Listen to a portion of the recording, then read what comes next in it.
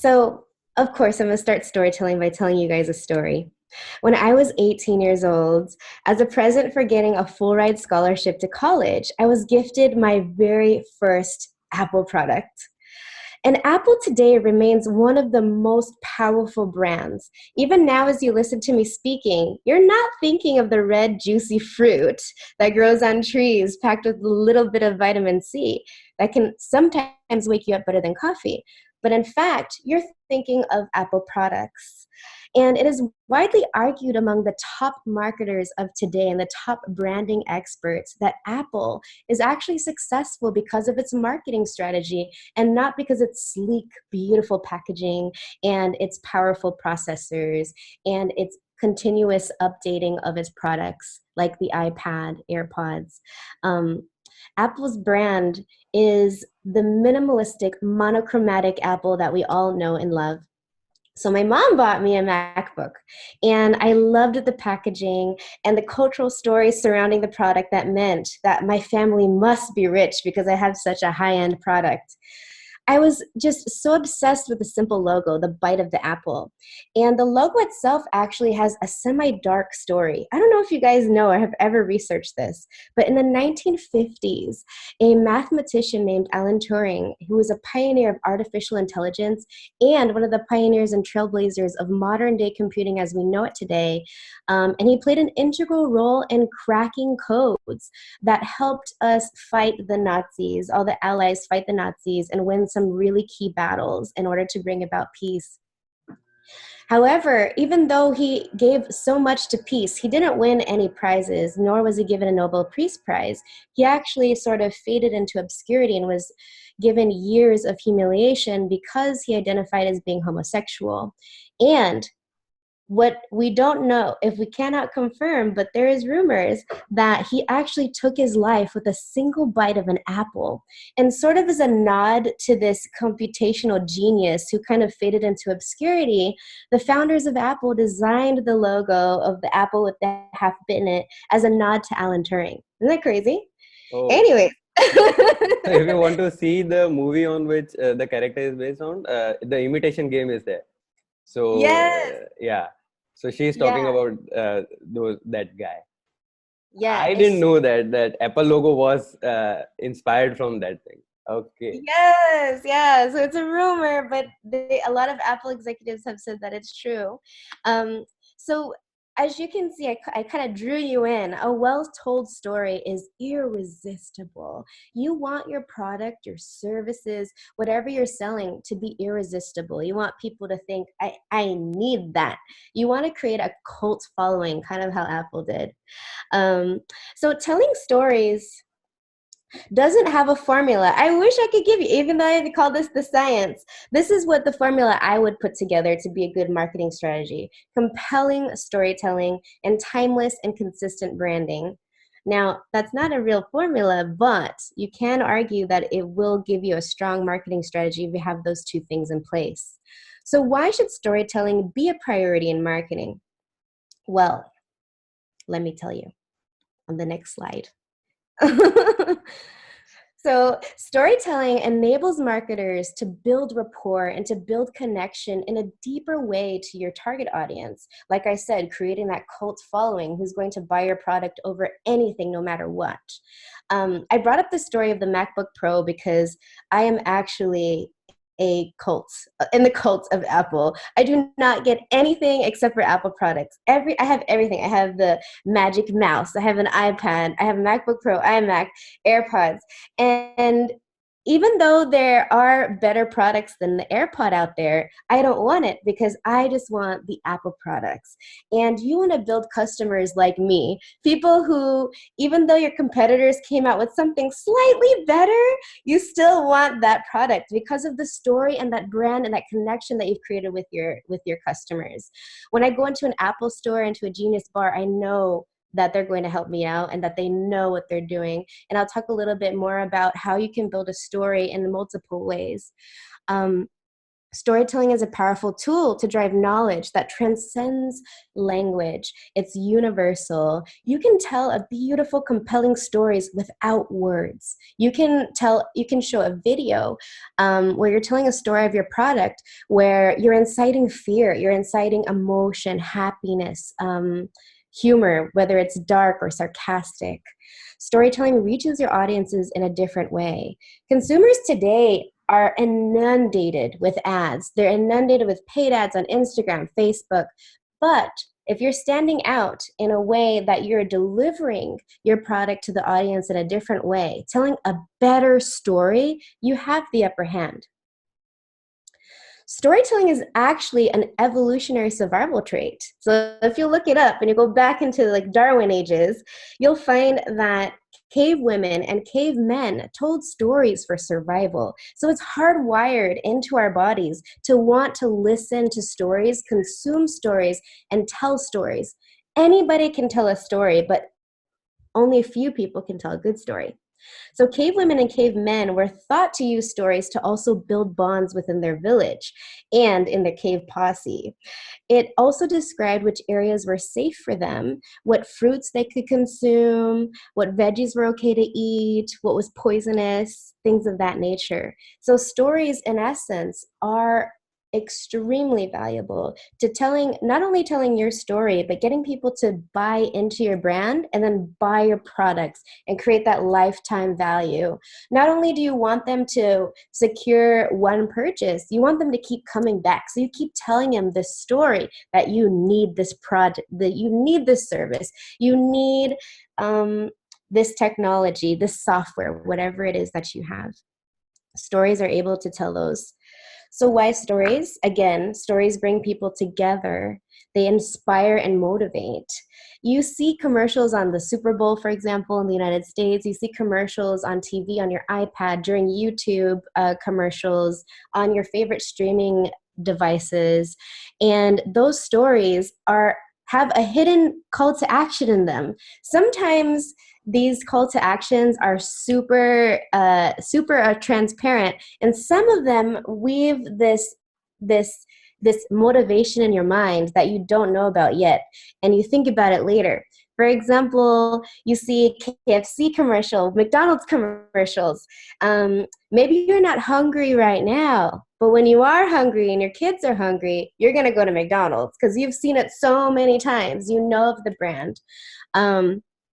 So stories motivate people to buy. And stories also solidify abstract concepts and simplify complex messages. So, for example, when I was tasked with creating a video to explain what's called an insult monitor for a software company or a science software company. It's a really difficult thing to understand, insult monitor. It's a very small niche that would actually benefit from it. But when you see the video, it tells you like, you have customers, you're losing out on their business. How can you stop this? And as a store owner, you're like, oh shoot, I am? Like, of course I need this. So it's inspiring that kind of fear. And the music behind it was compelling. It grabbed you in. There was some light piano music, and then it turned into like dun dun dun. When I was like, you need this project. You need this product. You're losing customers. And then at the end, it's like, but fear not, we have the insult monitor, and it's all happy music. So all of those things play a role in storytelling and getting your brand to elevate past your competitors, and then also positioning your brand so that people feel like they want whatever you have. It doesn't matter what product, because they got your brand of toilet paper and you create, maybe you create a new toilet. They're like, well, I love their toilet paper. Of course I'm going to buy their new toilets. So you want to have that sort of cult following, and stories can help bring you there. So how do you tell a good marketing story? There's some things you can do right now. Know your audience. You have to do market research. Where are your audiences buying things? What competitors or what competition do they actually go to? Do they buy from your competitors? Why do they buy from your competitors? What are your competitors doing that you're not doing right now? Where are they selling the product? And are your are they parents? Are they new parents? Are they people who have been married? Are they people who come from higher socioeconomic statuses? Who are they? How much do they spend yearly on products like yours? And would they spend? How much would they spend? Those are extremely important things to know when you're telling a story. If you want to sell puppies, for example, and you maybe you'll tell a compelling story about how puppies are able to detect if humans have cancer and that they're loving and they suffer from separation anxiety. So if you're lonely, so if you're selling puppies, you're probably not going to sell them to under 18. You want to sell them to someone who's actually going to buy and put out the money. So maybe your target audience is 18 to 45, because those are the ones who are actually looking at dog videos, things of that nature. That's not true, by the way. Everybody loves dogs. Doesn't matter what age. Second, know your mission and your core message. You do not want to ever stray away from your core mission when you're telling a story. So that story should encompass how you feel about your own product and how you want your audience to feel about the product, which hopefully they're the same thing. Know what story you want to tell. Is your product something that you can put humor on? Is your product something that you can put a fun jingle on to make people understand and remember your brand? Is it something that you want to have kids or families in? Do you want real people in them? Or is it better to have an animated video to demonstrate a complex product that you have that maybe reaches to a small niche? So you want to know that. Is your story going to be dark? Is it going to have fear? Is it going to be depression rates have skyrocketed? Oh, yes, I'm having a good time. And it's great to poll people too. Polling is a great way to know your audience and know what you're doing wrong and what you're doing right. So there were comments in the section that they were not able to see the polls. So I just was looking at how can we add them. No issues, we will relaunch them at the end. So guys, I just figured out I had not started the poll. Sorry, in beginning I told you that this is the poll, but I had not launched the poll. Oh, So we'll do it at the end again. Great. So, no, this is great. Polling is great for knowing your audience, and it's also doing your own research. For example, when I started my company, I did 6 months of user testing. I talked to parents. I talked to kids. I asked the kids, because my product is marketed towards parents of 3 to 12-year-olds, not 3 to 12-year-olds, and so I asked kids, what do they like to see? Do you like our mascot? Do you like our logo? Do you like how the app works? Asking those key things before you put out, your first minimum viable product. You want to, before you spend all that money on it, prototype first. And then, if you're already there and you already have a product, it's still not too late to do user testing. Know what you want your audience to do. This goes back to the call to action. A story that asks the audience to do too many things is not good. A story that the audience is like, wait, what do they want me to do? Do I buy this? Do I download it? So you want to make sure they have a clear call to action. For example, Apple has buy now, or you already know that you want to purchase those things. But when you have a story and you're telling a compelling emotional story, you want people at least at the end to know, or even the beginning, but if it's a short video, at the end, tell them what to do. Download now, download today, free for the next 30 days. All sorts of those are really powerful statements to get your clients to buy. Lastly, know where you will reach your audience. What medium do you need to use? For example, my product is for teachers and parents. And teachers and parents are not on LinkedIn typically. They're not buying from LinkedIn. They're there, but they're not buying from LinkedIn.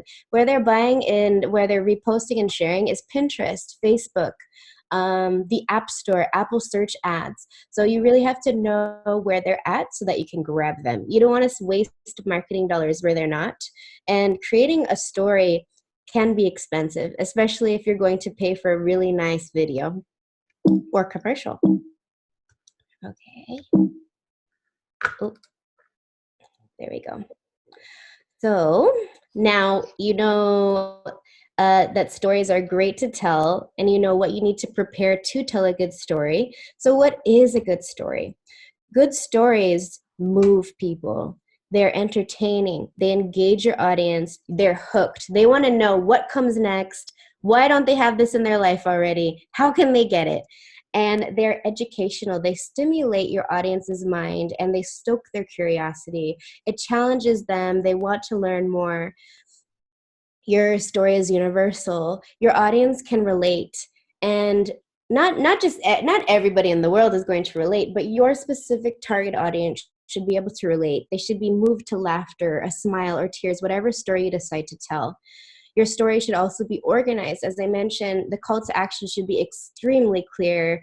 Audience should know exactly what you're selling in the first 5 to 10 seconds, especially if it's a video. If it's a flyer, a blog, the first paragraph. You want your audience to be able to follow and understand what problem are you guys presenting and what solution is your product solving or giving to them. You want to make sure your story is memorable, whether it's because it's funny, someone fell over, or they were moved to tears, or they were just struck by fear. Your audience should be inspired to buy, where they, like I said, use fear or humor, and your audience should not forget you. So you don't always have to have a jingle that stays in someone's head, but have a compelling story that says to the audience, this is the problem. It's your problem. Here's a solution. This is your solution. Take it. There's no brainer. Don't even think about it. Oops. Okay. So some types of storytelling, just to close out storytelling, is you have data-driven and you have customer-led. There's a lot of different types of storytelling, but I want to focus on these two for marketing. And data-driven storytelling is when you're actually using empirical evidence or qualitative evidence that you have procured from your audience or from competitors or even from yourself, your own opinion. So for example, when I'm advertising for Ninja Focus, which is a mindfulness meditation platform, um, I tell the I tell the audience, this is why I've come up with Ninja Focus.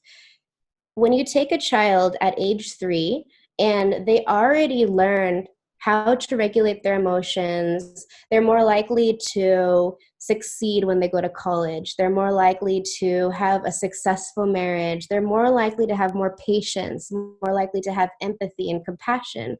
They're more likely to be good parents. However, a child at the age of 3 who does not understand how to regulate their emotions, who cannot focus, is more likely to be hospitalized, is more likely to drop out of college or not to go to college at all. They're more likely to have a conviction or a felony. They're more likely to end their marriage and divorce. And it makes sense, right? If you're able to focus and understand your emotions, you're going to be better equipped to navigate the world.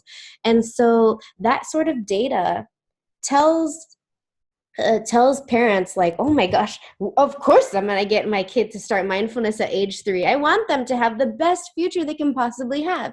So data driven can be rooted in fear. It could be rooted in happiness. Like, for example, meditation has so many benefits, neurologically, physiologically.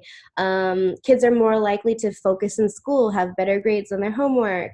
They're more likely to be resistant to bullying. They're more likely to not bully. There's so many benefits that you cannot see on the outside, but you can feel on the inside, and that impact a child's life when they start meditation at a young age and they understand mindfulness. So that's sort of the data that I have used. Now, customer-led storytelling is super powerful. Maybe you guys have seen it, but this is a trend now where users and customers and companies are asking their users to just take their phone in selfie mode and just tell the audiences what the product has done for them. Nothing is more powerful than a customer saying, this is the best product I've ever used. I can't stop using it. Everyone should use it. Especially like a lot of moms, parents, in general, people in general, they're more likely to take the advice of a friend or a group of friends than to just see a commercial and download something. Although that is successful too. People do understand and buy from Instagram paid ads, Facebook ads. We know that people purchase a lot of things on their mobile phone. However, word of mouth is still one of the most powerful tools marketers can use. And an easy way to get that word of mouth is to tell a story. So I wanted to share a video that I absolutely love. I will see if my computer will share it, and hopefully you guys can see it. It's on YouTube. This is super American, by the way, this Super Bowl commercial with this dog that I wanted to show you.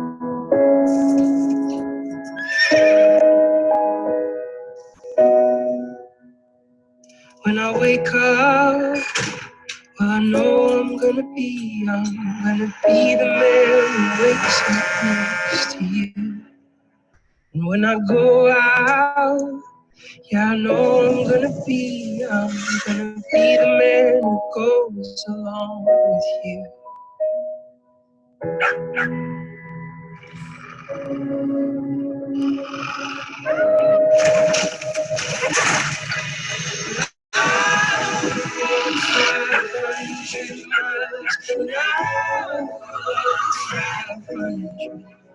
Just to be with $1,000 to fall down with you.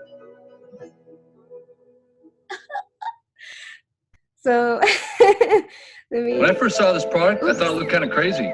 Didn't really understand what the benefits would be. Sorry, but I had seen some before and after pictures on the website and thought to myself, you know what? I'm 48 years old. You can close the window. A little bit aged. Wouldn't hurt to try. Sorry, bear with me, my mouth. So after 30 days, I could not believe my before and Why? Okay, so I wanted to show that because it sort of encompasses everything that I just talked about, what a good story is.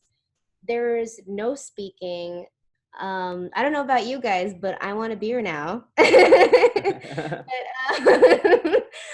So that was a Budweiser commercial, which is an extremely popular beer brand here in the United States. Nobody, if you say a Budweiser, obviously it doesn't sound like it's a beer, but people know it's a beer. They know that's the brand. The story incites emotions. I mean, maybe I'm dramatic, but I was like, oh, the dog. And you know, maybe it doesn't exactly have a purpose, but it connects you to their brand. You're like, oh my god, the Budweiser horses went and saved the dog, like, and you automatically draw this parallel, like beer is my best friend and dogs are my best friend. And so I wanted to share that because it was a universal story. It was a great story because it had emotion behind it. And I don't know if you saw, but it was viewed over 8 million times. This story boosted Budweiser's brand. It boosted their sales almost overnight. And all because of this cute little dog, that horse, and that Budweiser. And they actually keep with that trend every year with the horse and the dog. And don't ask me why they have a dog, but the horses are supposed to have been the ones who transported Budweiser back in the day. Now, obviously, they use big trucks. But anyways, I just wanted to share that with you guys. So, as I mentioned, Budweiser is an incredible brand. So, I just wanted to now transition over into branding. So, branding is huge. I could have like 10 master classes on branding, so I'm going to try to fit it in however much time I have left.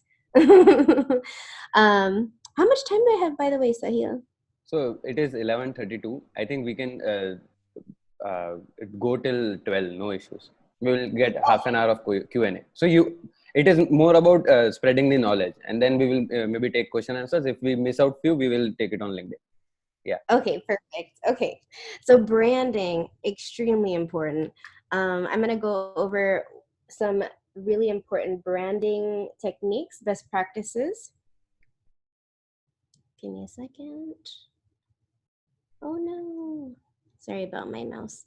Okay, so a personal formula that I found, and I can't remember, I'm going to share the sources later. I just put this together. So Forbes, an entrepreneur, had put out positive first impression plus standing out equals brand success. We'll see if that works.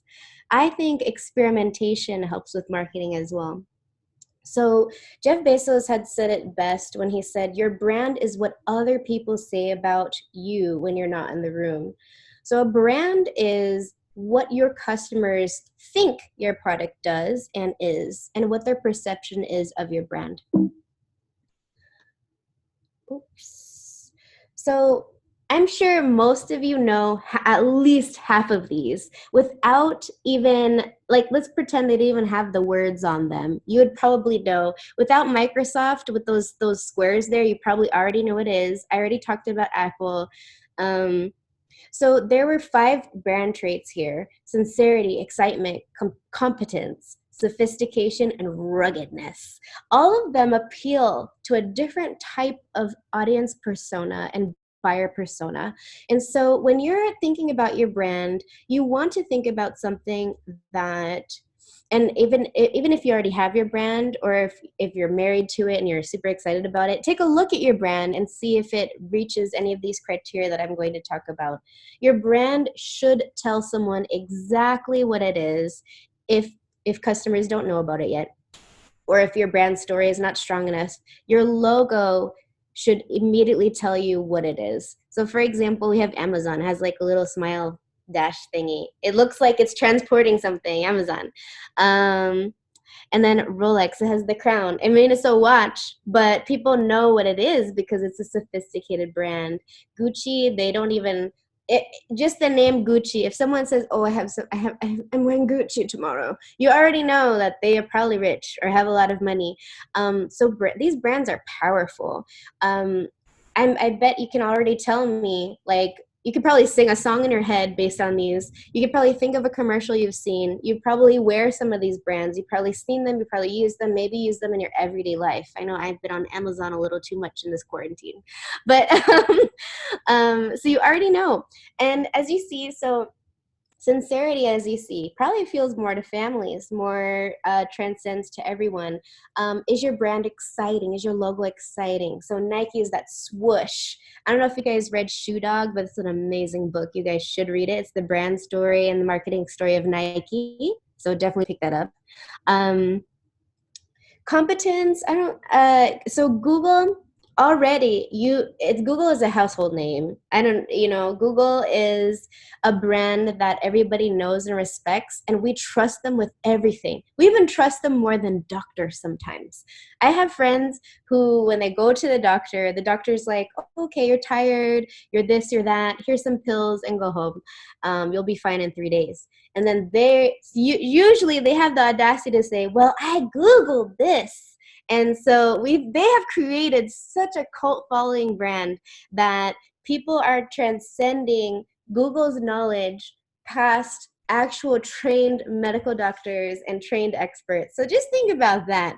You want to be that. You want to be that brand where people are like, no, blah, blah, blah said. So you want to have that kind of following with your brand. I'll just move on a little bit. So some branding channels. What a lot of people and marketers don't think about is that your brand is always there. And you always have the ability to promote, push, and make your brand stronger. And how you can do that is through your branding channels. So as I mentioned, one of the most powerful tools of marketing is word of mouth, user experience. Your app, is your app easy to use? Your software, your products, your website. Is your website is it easy to navigate? Is all of your products consistent with the same colors, fonts, brand? Is your brand clean? Is your logo clean? On top of that, customer service, chatbots, and support. Something that's overlooked in branding channels is how your customers are being talked to and how they're being helped, especially when the customers are not leaving great reviews. So for example, I had a 1-star review on my app, and this customer was like, there's too many bugs, the music is too loud, I can't believe I can't use it on my tablet, on my Fire tablet, and it needs to be in Spanish. And so I responded to this user in Spanish, and I said, I'm so sorry, and we're actually working on Spanish. We can't wait to roll it out. And then I also put, we're not working on that tablet right now, but in the future we plan to be. And we just thank you so much for your support. Please, at any time, email us back. And I sent that bug to our team, and they were able to fix it. Please update your version of the app. And then that same customer, which I didn't think anything would come of it. I just thought, well, I just want to make sure people know that I'm actually talking to them back and that we're addressing these issues. They changed their 1-star to a 5-star and said, thank you so much for your quick response. And so you want to be proactive in getting those bad reviews, as well as promoting and sharing your good reviews. You want to, you have the power to change your perception of the brand. However, you want to have the first positive impression if you can.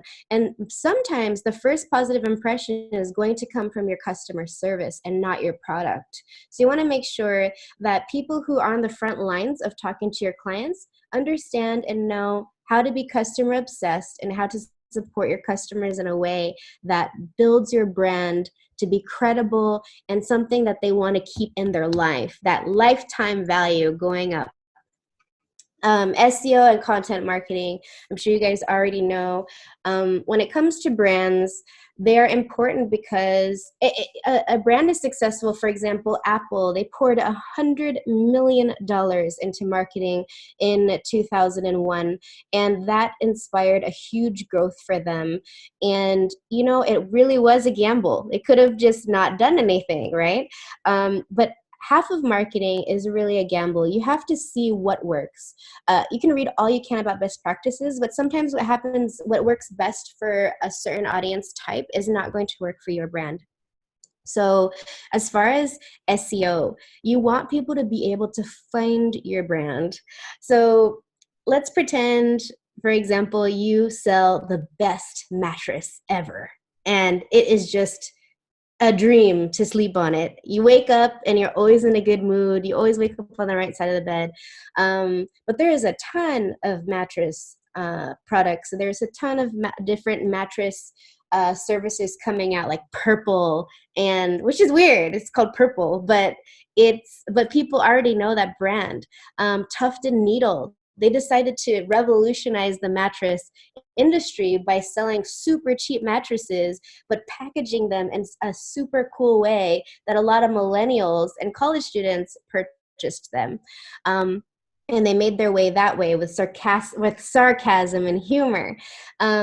So for SEO, when you are building your brand, you want to make sure that you know the top keywords, that you know what competition are using for their keywords. You want to be on the first page of Google if you can for best mattress, comfy mattresses that you can put a wine glass on. I don't know why that comes up when you Google mattresses. Apparently it means it's firm enough and it's good to support the skeletal system. I don't know. Don't quote me on that. Content marketing, blogs. Blogs are super important, especially with connecting with your audience.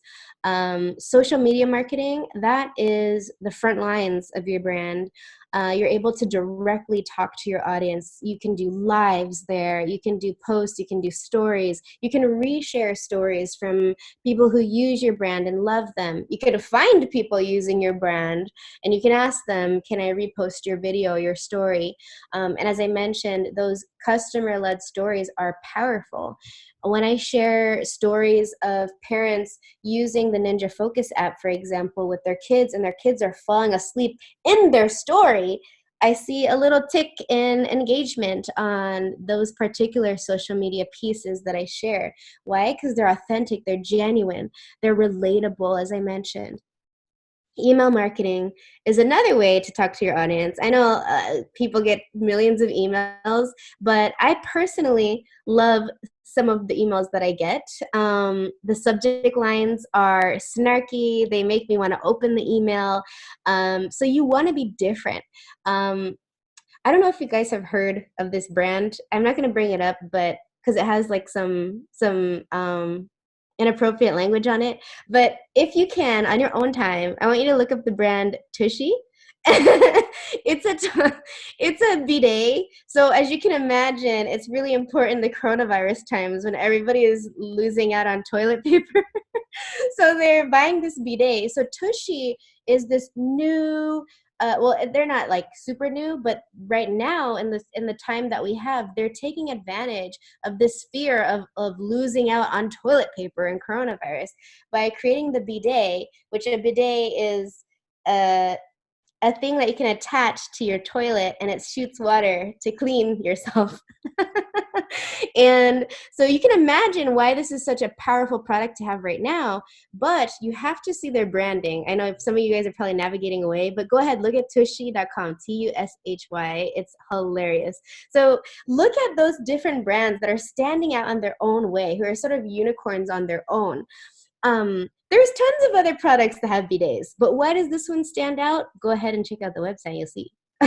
They should sponsor me, actually. But so email marketing. As I said, there's a subject line. The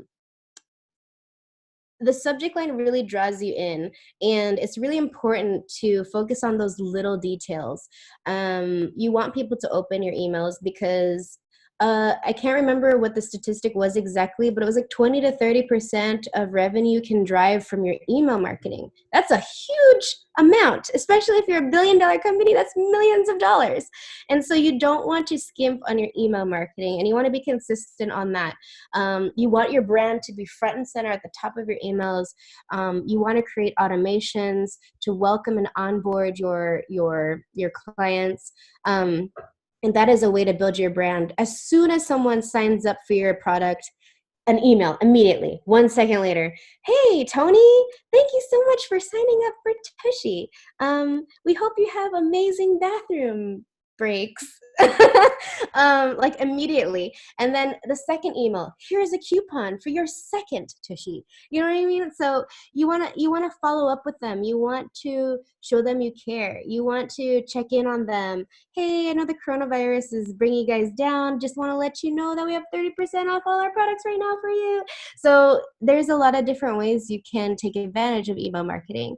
And in that way, sometimes you'll get clients responding to your emails, which I get a good amount of emails from our over tens of thousands of email subscribers, where they'll get, we love, like sometimes they'll just be like, we love Ninja Focus, or I tried to log in today and this happened, or oh my God, we're obsessed with the music. We don't know what we'd do without you. So it's a great way to get user feedback.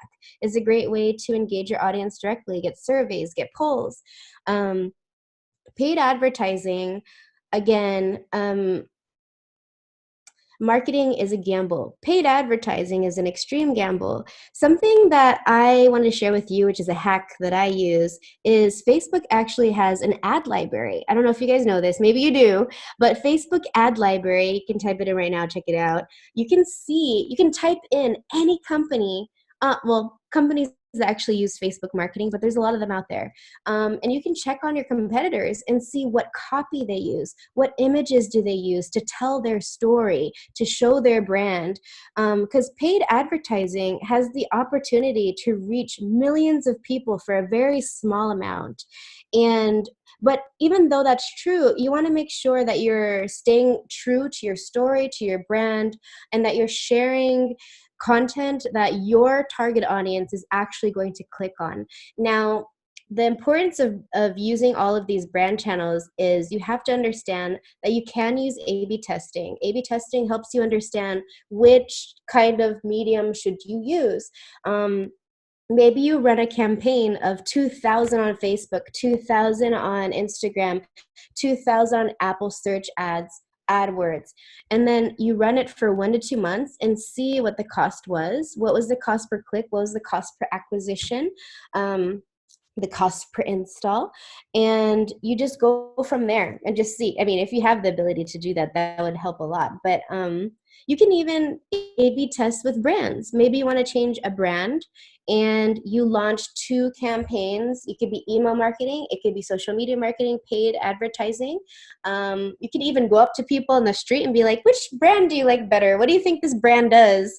I mean, I'm not gonna lie, I did do that. I wasn't on the streets. I was in the yoga studios with the parents, and I asked them which song sounds better to put on this meditation. And maybe even though you're asking one person, you're still asking your target audience, which is extremely important. And then the last 2 things, Apple Search Ads and AdWords. AdWords, getting people to your YouTube, getting people to your website in general, getting that website traffic. Those things are extremely important. Your website is your digital footprint right there. You want to make sure that your brand is consistent. Your website, your landing page tells the story of your brand in a compelling way that people know when they see your brand, this is what it is and this is why I need it. Or maybe they don't even think this is why I need it. They just think I need it. Apple Search Ads, I like to use Apple Search Ads just because it increases visibility for anything that's on, or Apple Search Ads is for helping users find your app on the Apple Store, on the Apple App Store. You could use Google Play Store. This is for apps. I know you guys probably have products and services of different natures, but you want to put money and dollars into securing audiences that are in spaces that have been known to convert. So the reason I put Apple Search Ads there is to remind me to tell you guys that you should see what medium our audience is actually converting. Where are they actually purchasing? Not only where are they, but where do they purchase? Are they purchasing on their phone, on their iPad, on their MacBook? Are they purchasing on the desktop?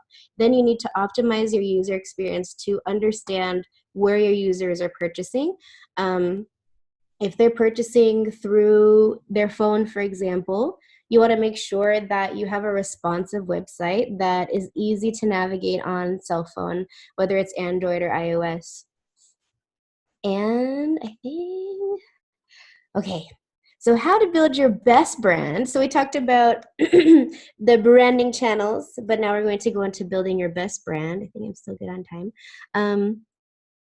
So these are the questions you need to ask yourself about your brand in order to build the best. Why you and not your competitors?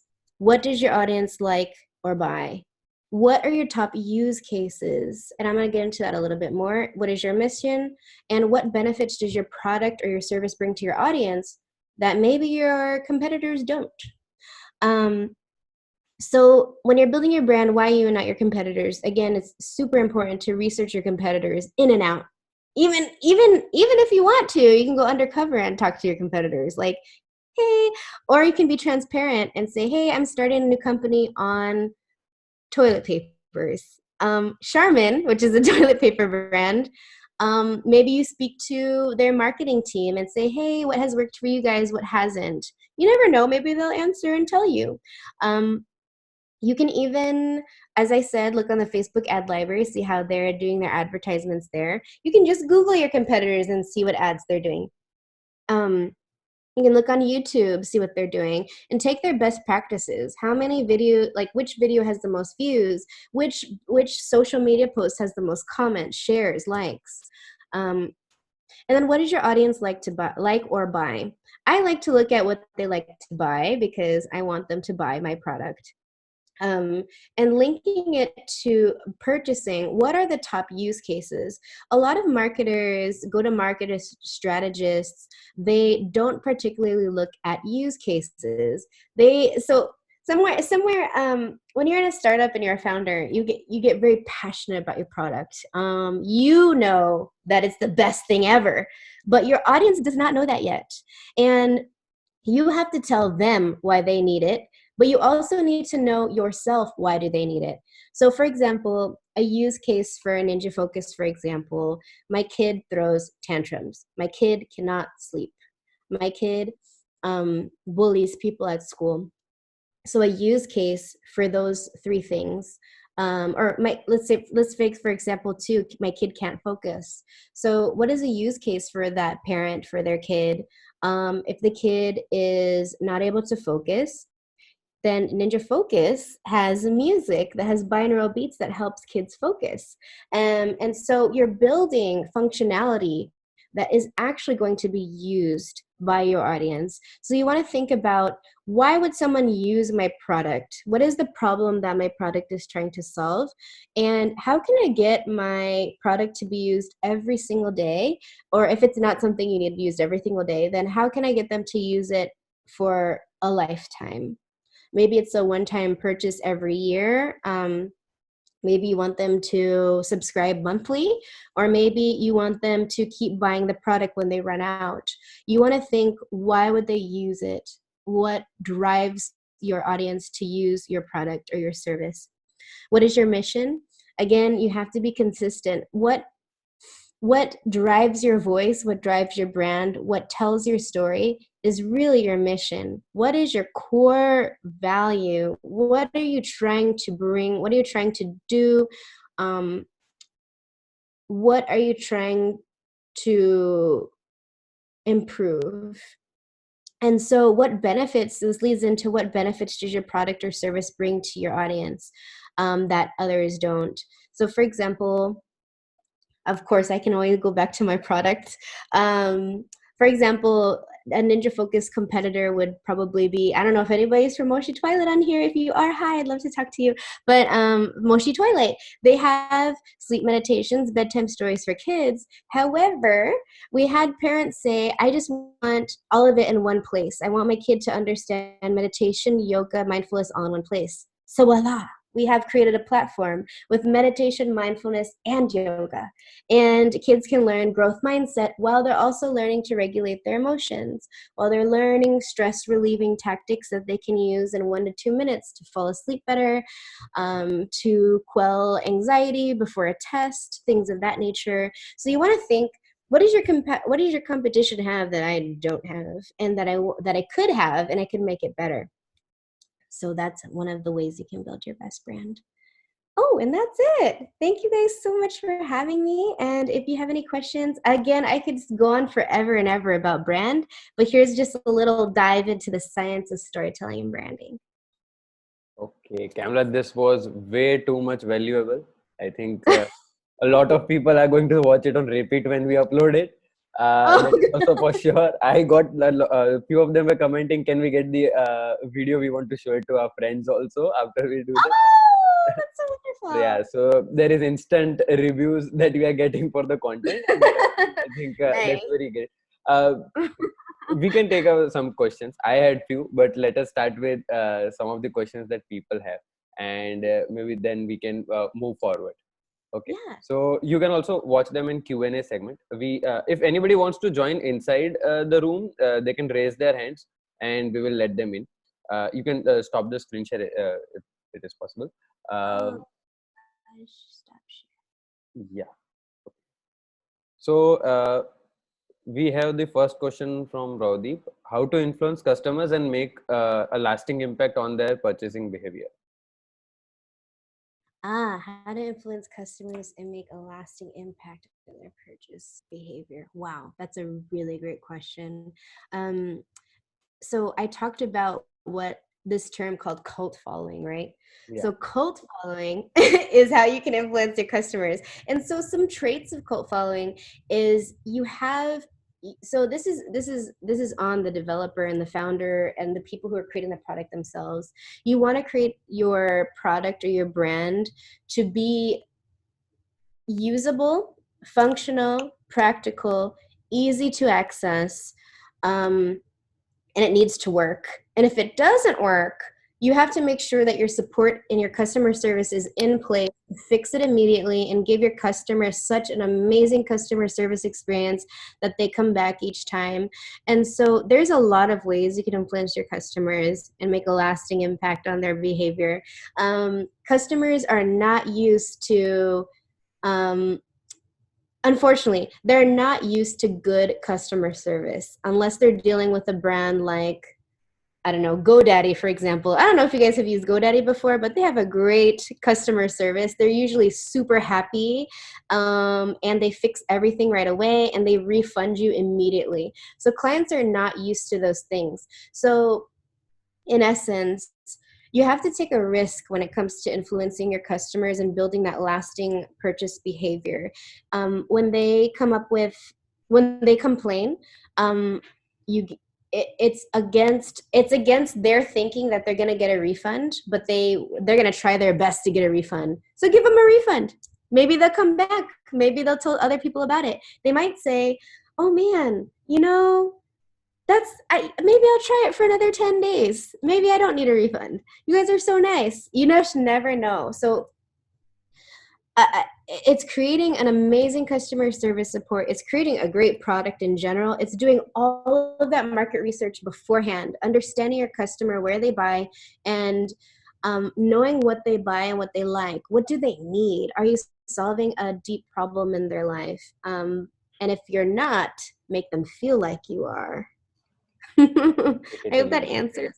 Yeah, I think Rodip has another question: how to create great customer experiences for the customer durable industry, as I am researching in this consumer durable industry.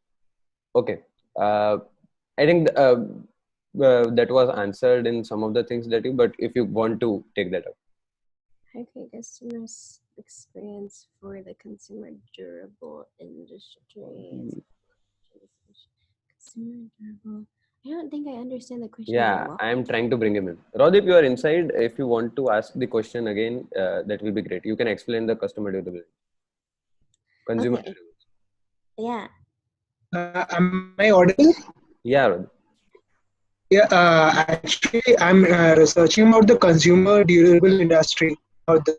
So I wanted to know that what among the 4 P's of marketing, which is the foremost important P, like among product, price, promotion, and place, and how to create customer experiences out of it. Okay. So pricing and product. Okay.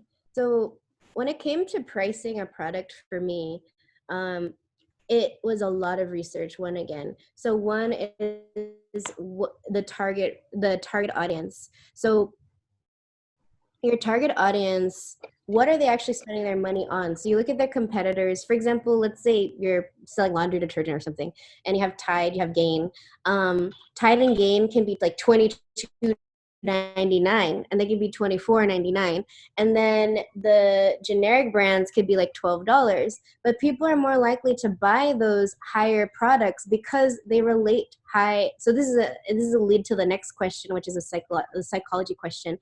But marketing is heavily psychological, and when someone sees a beautifully designed package that's higher priced, and then they see the same exact product, but it's not packaged very well and it's a little bit cheaper, they might get the one that's more expensive. So again, it's a risk. You have to A/B test with pricing.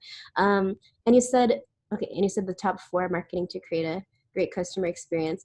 So when it comes to pricing, also, you want to make sure that your customer knows how to purchase. So creating a great customer experience is also minimizing the steps it takes to get your product. So once you have the marketing cost, for example, I have a subscription model for my app. We're a SaaS company. Is your product something that should be one time, or should it be a subscription? So you really have to think about those things as well. But when you're creating a good customer experience, if a customer let's pretend the customer buys on the phone, which more likely a customer is going to buy via mobile versus brick and mortar. When they're looking at the pricing, they're like, okay, good to go, I'll pay for that. It shouldn't take them more than 3 clicks to have this order sent to them. So you want to consider so not only is my pricing in the same range as my competitors, and does it make sense what the price is? Have your audience historically paid that much? And how often do they pay for it? And then also, is it easy to purchase? if your customer has to go through all of this stuff just to get, like, for example, they have to put in their, they already know they have to put in their address, their phone number, la, la, la, la. But if it's like, are you sure? And is this okay? And la, la, la, it just has to be like, here's your product. This is it. Here's it. It's your cart. Give us this information. Give us your card there. And then also, there's a lot of different APIs that you can implement on your website. There's a lot of different payment methods out there. And then also, if you want to be more inclusive with your product, there's like Klarna and Affirm that allow multiple payments for your customer. So having a breadth of different payment methods helps as well. Let me see what else. And then a connection to like PayPal, things of that nature. And then you said two more other things. I don't know if I can think of two other things. So pricing, you should A/B test. A/B testing is one. A/B test your pricing. A/B test. So I don't know if you know this, but on Facebook and a lot of different softwares out there, you can actually use the power of A/B testing to test your prices as well. So for example, before you even price anything in general, you want to find out how much it costs you to make your product. But that's another story. But with A/B testing, you can promote your product on Facebook, for example, and you can put one of the ads, download our app today, $12.99. And then you can also experiment with download the app today, it's only $3.99. And then you can see an exactly the same image, exactly the same copy, just the only thing you change is the price. And then just see who actually purchases with those different pricing. So that's the power of A/B testing that you should definitely use. And if, for example, if 300 people clicked on the $12.99 and bought it, but then 9,000 people clicked on the $3 one, then you know, I should probably price it at $3.99. And then maybe you should add even more products and services in VIP so you can add a higher price as well. I hope that answers. Then Kaushal has a question. Can branding be considered as a psychological trap to an extent? Okay. That is a very blunt way of asking things, but yeah. It's true. So Like, Kushal, yeah, thank you for the question. Yes. There are so many books on the psychology of marketing.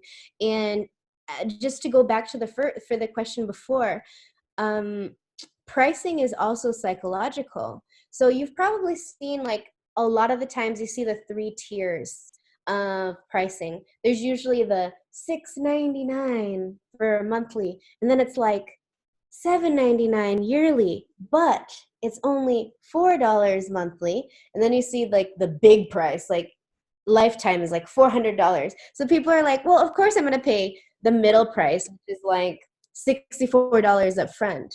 Obviously the lifetime value is a little bit higher if you do monthly, but you have your customer annually and you get money up front. Whereas monthly, and this goes to the subscription, obviously, yeah. but there's so many different pricings that you can use psychology to reel your customers in. Is it a bad thing? I don't think so. If your product is helping, if it's a good moral product, if it has a great story and people need it, then get them. Tell them you need this. And as I mentioned, that cult following, that is extremely psychology. But psychology, it can be used for bad and it can be used for good. In this term, I really think that psychology and marketing are hand in hand, and use your powers for good. Okay. Great. So we have an anonymous attendee. I will insist everybody to at least write their names so that we know whose question we are answering. So that will help us a lot. So we have a question: how do we correlate grocery stores with storytelling and market or promote a newly opened grocery store in a unique way? Oh, did you want to answer the storytelling with low budget too? Or are you just going in order? Yeah, we are going in order. So the top one is at 11:20. Anonymous attendee answered question is there. Oh, okay. I see a different question. Okay, so can storytelling help low budget too? You can answer that. Yeah. Ashisha is asking it. Okay. Great question. Yes, absolutely. I believe storytelling is extremely inclusive of all budgets. As I mentioned, there's a customer-centric method of budgeting or of marketing. So, for example, it doesn't cost anything for you to, I mean, except for time and energy, to text a friend or text someone that you know, a colleague, and say, hey, can you just really quickly look at my product or use my service or oh, you've been using my service for a while. Do you mind just doing a 15 to 30-second video, like even selfie mode, doesn't matter. As I mentioned, those are the trend right now, like Yeah, low budget selfie mode, no makeup kind of stories. testimony. um, and they cost nothing, and you can just post them on your social media, and you can use hashtags to reach a higher audience.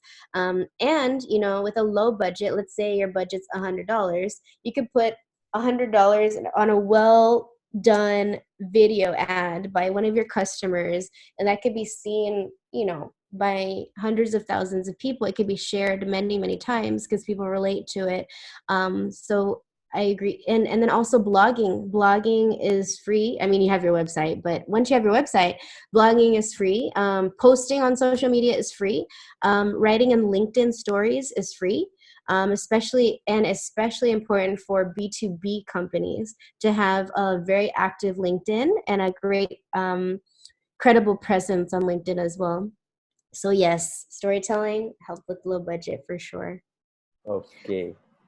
Then Meet Jatakia is having a question. Does storytelling style affects as per geographic location?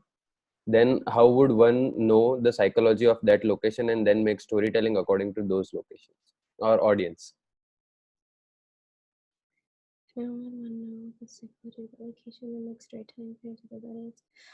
Okay.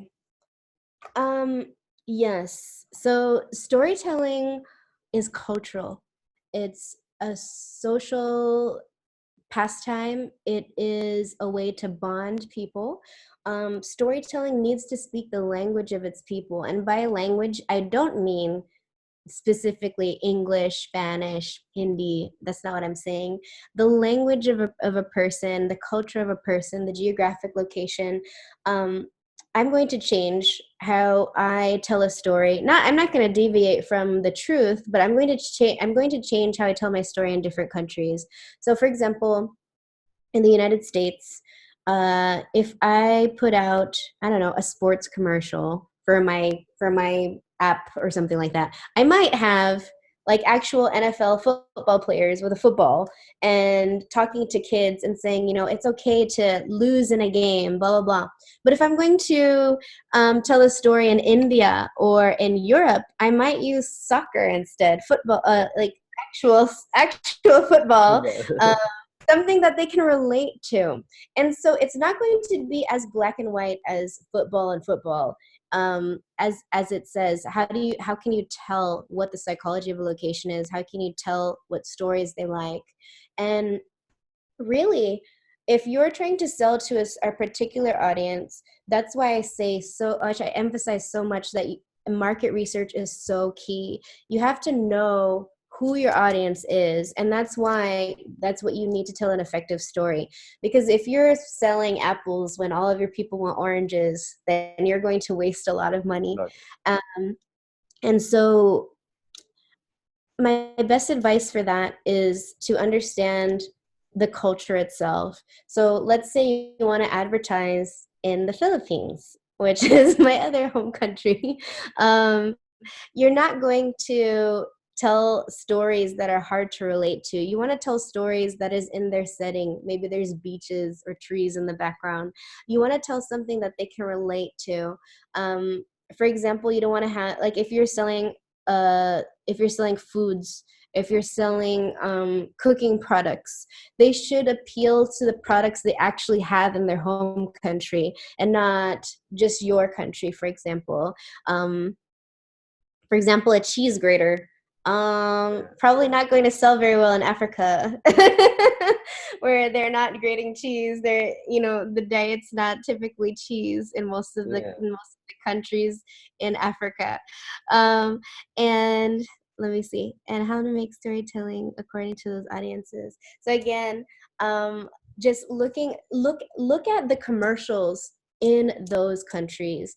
You've probably seen some of the commercials that are coming out of China, and I can't remember the other Asian country, but they're more likely to tell stories of humor and of like family disappointment and family stories to get people to buy. So YouTube will be your best friend. You can look up commercials trending in Singapore, commercials trending here. You can go onto Twitter Morocco and see what's trending there. So you really just want to see what is trending and what commercials do they actually consume in those countries. Very true. Let us take the next question. How to demonstrate an industrial product to a layman? I will like everybody to take this opportunity and tell, whenever you ask a question, ask with a specific thing. So for an industrial product, if we are asking, there are a lot of industrial products that we can discuss about. But if you ask that specific thing, I think it will help the speaker also to answer your particular question, and you will get value out of it, rather than asking a generic question, because I think there are a lot of different industrial products. So if Kamala, if you want to take it, or maybe we can pass this question, and because we don't know the name of the attendee, so we cannot bring them in also and then ask him. I Yeah. have an answer for that, but I don't know. Yeah. It's okay. We can go ahead and go to the next question then.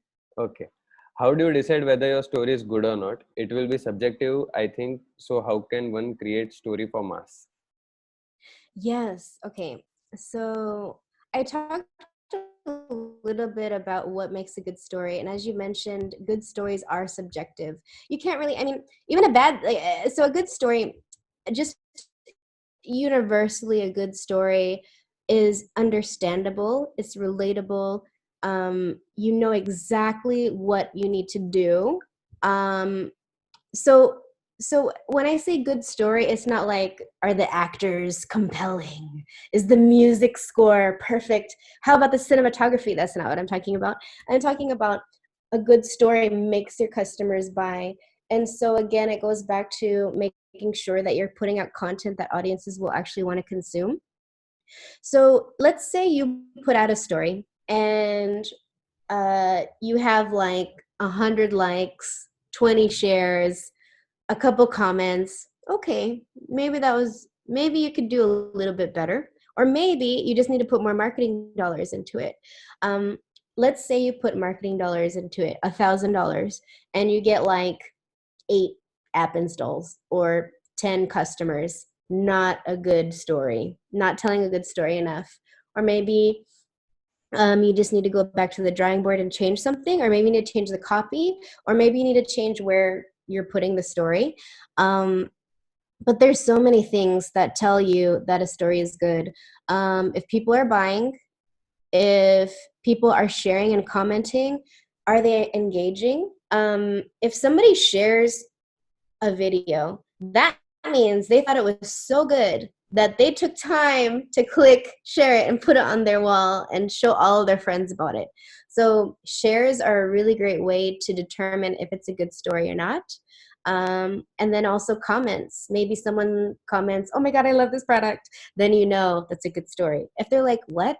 then okay, you need to go back to the drawing board. So those are just some really quick, like, I know it's subjective, but really just have to understand your market, understand your product, keep true to your mission, keep your brand consistent, and then talk to your audience. Like, tell them, ask them a question, like, how do you guys feel about this video? Or you can, and then do polls. YouTube allows you to put polls in the middle of your video, which helps a lot too. Great. I think the other thing is that you need to test a lot. So there is no perfection in storytelling. If you say from a storytelling perspective of a movie directors and people who make movies, they also do some short films and then do some other theater work and then come and make a feature film. So it is an art that you need to learn. With time, you will maybe find ways that these are the few things which go right. But then again, there is no one a checklist that these are the 10 things that if you do right, then you will connect with the audience. Because the prime example is a lot of movie directors are there. They will be creating a lot of good movies, and then you again get a movie which you will be like disappointed. Why is he creating this kind of movie? That will happen. That will happen. The connection is something that sometimes the story connects, sometimes it doesn't. It is just from the movie's perspective, but there it cannot be that every marketer or every person who is in this thing will be able to hit the bullseye every time. Understand that part also. So research and doing A/B testing is very important. Yes, exactly. A/B testing is huge, and research testing. Um, Okay. So we have another question, which is, even though the storytelling is a key part of marketing, do you think or agree that the final creative output is what the impact of our marketing strategy depends on? no. So, um, the final creative output, like I'm just gonna assume, let's just pretend it's a post, it's a video, Okay. um, whatever it is. That is not your marketing strategy should never depend on your creative. It should be dependent on a network of several different marketing channels, whether it be field marketing, email strategy, as I mentioned, SEO, keyword branding, hiring a third party company to come in. There should be marketing is a beast. So creative is extremely important. You need to have creative that's on point, on brand, compelling, engaging, motivating. However, it's not going to take you there. Not all the way. Maybe it will. I don't know. Like that Budweiser video. That was a really great video. Maybe get the chance. I don't know. But like Sahil said, and I agree with 100%, is you really have to research and see what happens. Maybe you put out your first video and it gets 1 million views and it goes viral. Or maybe you put it out and only 3 people like it, you know, including yourself. Which it could happen. But it just tells you again, like, that's not what I need to do. I need to do something else. Very true. Kunj has a question. He has, I think, couple of questions, and we can combine them. One is, what do you think about storytelling in B2B businesses? So how does that combine? And the question that he has asked is, if you already are a brand, and then what are the things that you have to do to retain the customers? Oh, yes. I have some theories for that. As far as B2B business and storytelling, B2B are going to be in different places. Like I mentioned, you're probably not going to advertise on, I mean, maybe you advertise on Instagram, but Instagram is more of a B2C conversion there. But LinkedIn is huge for B2B. So when you're telling a story for businesses, what is extremely compelling is creating corporate reels, showing people who you are, who your team is. Video storytelling is key for B2B, especially when you're showcasing your products. Creating animated 3D videos without people in them, just voiceover for like a minute is super powerful. I work for a marketing company as well, a marketing firm, and we take clients' orders for video, and they'll give us complex uh, products that nobody outside of that little niche that they're marketing to other businesses will use.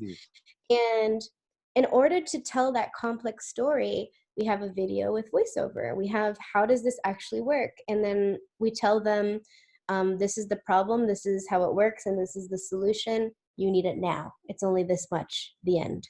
And so B2B storytelling, I think it's a little bit easier.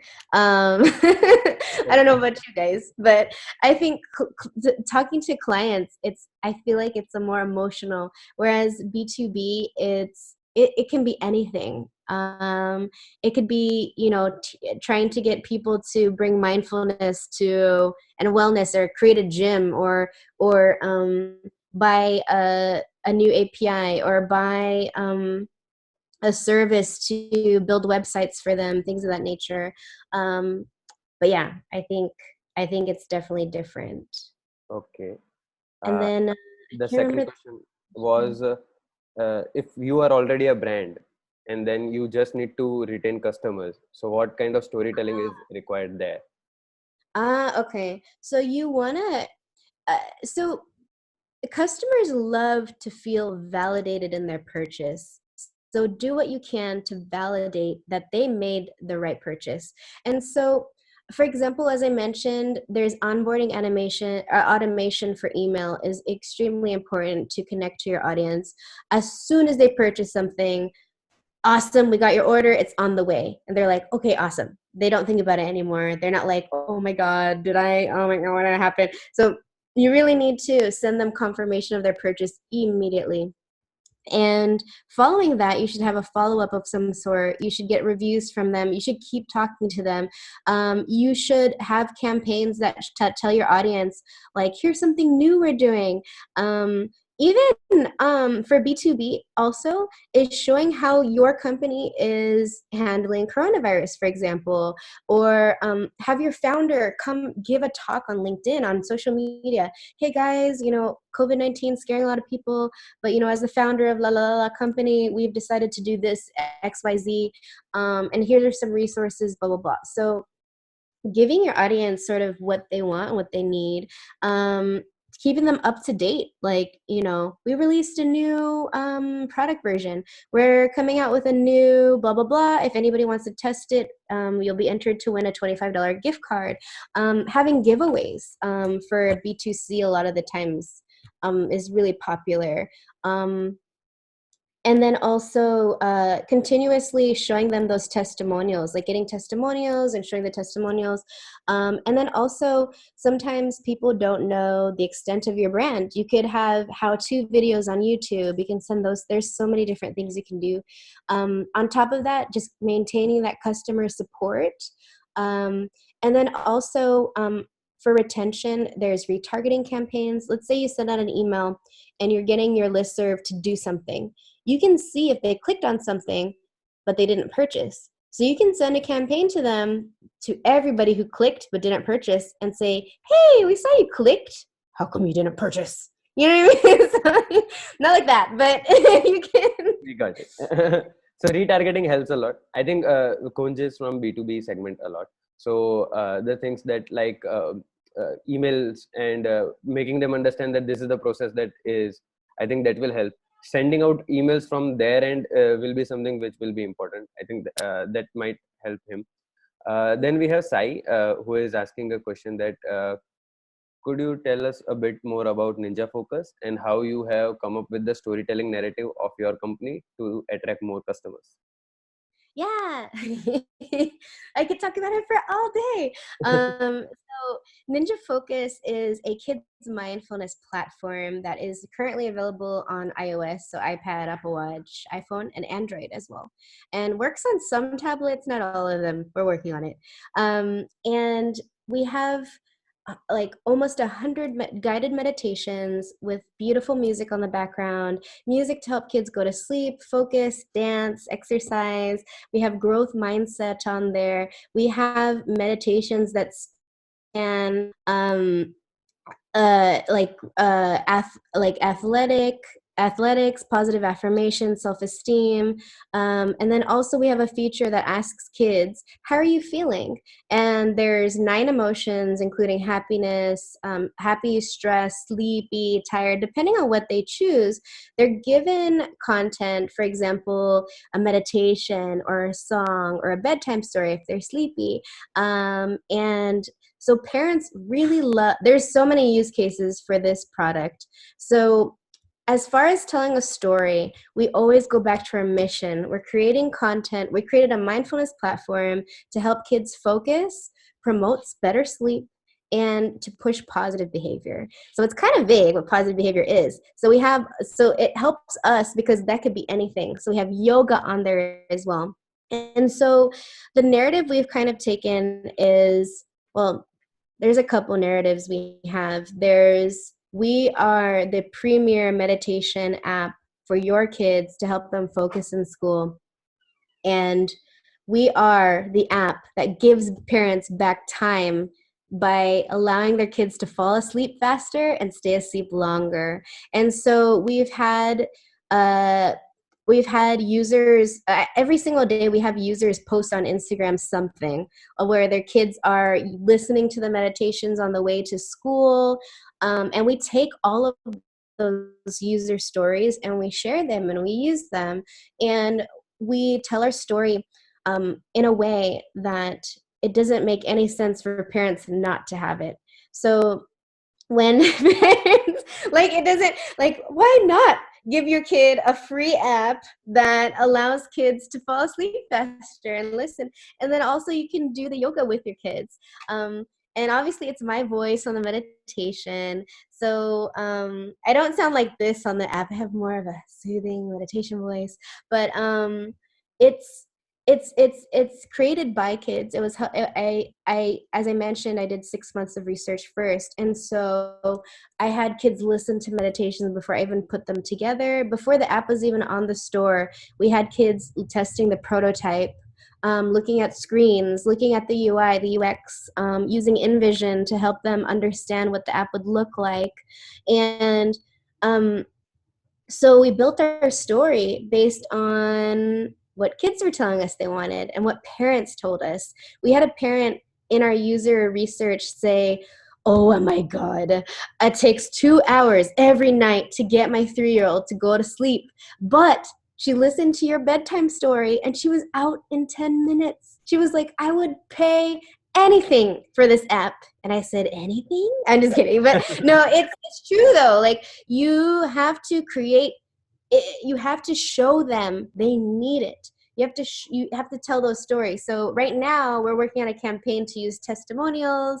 We're still experimenting, seeing what works. We know a little bit about what really works with our audiences, and definitely what works is those genuine testimonials from parents and their kids in the videos. Great. So I think we are running out of time. So we will take one more question, and I will ask everybody, those of you who are having those questions, Kamala has approved that she will be answering them on LinkedIn. So you can go to my LinkedIn, which is Sahilshah0801. You will find me there. And at linkedin.com/Sahilshah08, you will find me there. And you will see a post where I have done a post around that Kamala is going to come and she is going to discuss this. You can ask your questions below that. Will be very happy to answer them there.